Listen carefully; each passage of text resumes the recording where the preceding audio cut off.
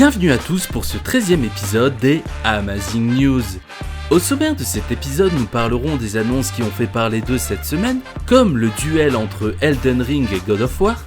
Nous parlerons également de l'actualité du jeu vidéo. Et pour terminer, nous parlerons bien évidemment des sorties de la semaine. Commençons cette actualité en laissant place au célèbre tapis rouge des Game Awards. Nous connaissons à présent la liste des nominés aux prétendants du meilleur jeu 2022. Les nominés sont A Plague Tale Requiem, Elden Ring, God of War Ragnarok, Horizon Forbidden West, Stray et Xenoblade Chronicle.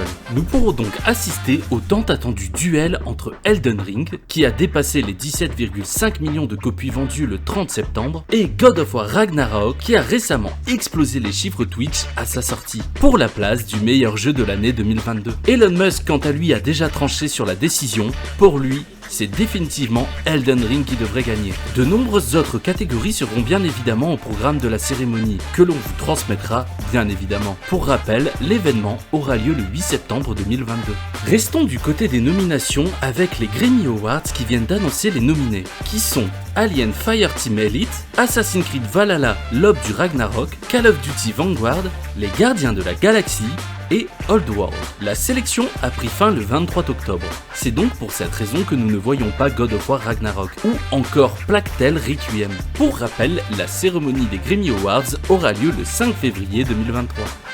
Mauvaise nouvelle, Blizzard vient d'annoncer que la plupart de ses services de jeux en Chine vont être suspendus. La raison ? L'expiration des accords de licence actuels avec NetEasy. Les ventes vont donc être naturellement suspendues pour le moment, ainsi que certains DLC et saisons de jeux qui arriveront plus tard dans l'année. Les joueurs chinois sont tous en attente de savoir si un nouvel accord sera signé afin de profiter à nouveau de leurs jeux favoris. Les deux géants Ubisoft et Riot décident de s'unir pour lutter contre le comportement toxique des joueurs. En effet, une alliance est pour eux la seule façon de gagner la lutte et décider de lancer ensemble le projet Zero Harm Income. Ce projet a pour but de mieux détecter et désarmer tous les comportements nocifs grâce à un partage d'une base de données commune à toute l'industrie du jeu vidéo. Cela veut dire qu'un joueur qui sera sanctionné sur League of Legends le sera également sur Rainbow Six Siege. Place à présent à l'actualité en vrac. No Man's Sky confirme qu'il sera bien présent lors de l'arrivée du PSVR 2. Fortnite continue ses partenariats et c'est au tour de Rocket League d'être l'heureux élu. Les joueurs pourront retrouver dans le Battle Royale la voiture emblématique l'Octane, qui permettra de voler légèrement grâce au boost ou encore de rouler sur les murs. De quoi vous replonger dans Rocket League.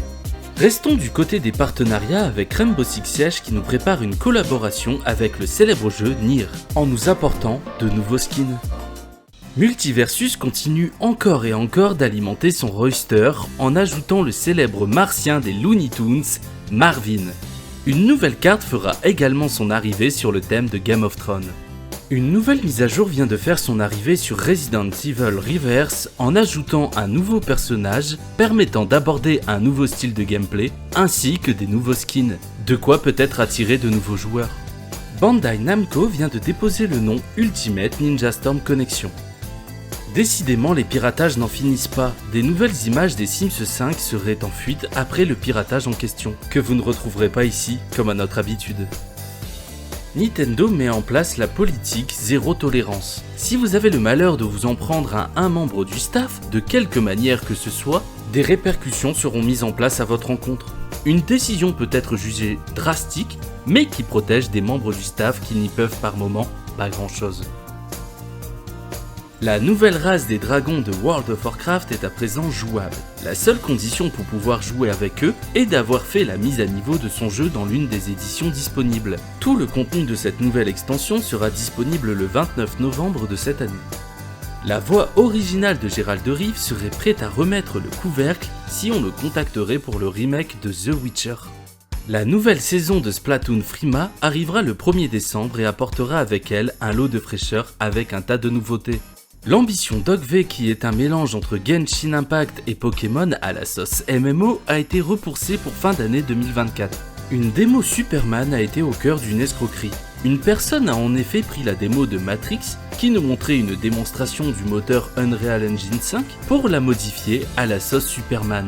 Le hic dans cette histoire, c'est que la démo était en vente entre 10 et 50 $ sur Steam selon la période.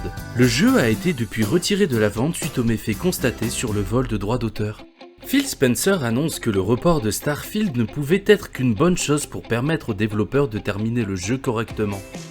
Bandai Namco annonce vouloir sortir Tekken 8 durant l'année fiscale 2023, qui débute le 1er avril 2023 et se termine le 31 mars 2024. Nous avons donc une fourchette sur la potentielle sortie du jeu. Les rumeurs annonçant le célèbre jeu Assassin's Creed Valhalla sur le Game Pass étaient fausses. Le porte-parole d'Ubisoft a déclaré qu'il s'agissait en effet d'une erreur. Coup dur pour le studio qui est derrière la saga Saints Row. Suite à l'échec provoqué par le jeu, le studio sera transféré à Gearbox, peut-être la fin définitive de Saints Row. Le prochain jeu d'horreur de The Dark Pictures sera orienté SF et se nommera The Dark Pictures Directive 8020. Un teaser du jeu était disponible une fois le dernier opus terminé. Il était attendu depuis des années et encore une fois il se fait attendre. Dead Island 2 sortira 12 semaines plus tard et sera disponible le 28 avril 2023. Splinter Cell dévoile pour les 20 ans de la série des concept art ainsi que des artbooks du remake de la saga. Mais ce n'est pas tout, le premier épisode de Splinter Cell sera disponible gratuitement sur l'Ubisoft Store jusqu'au 30 novembre. Activision Blizzard assouplit une nouvelle fois les règles en autorisant les téléphones prépayés pour la double authentification sur leur jeu. Une bonne nouvelle pour les joueurs qui ne pouvaient pas jouer, mais une nouvelle porte d'accès à la triche. Place à présent aux sorties de la semaine.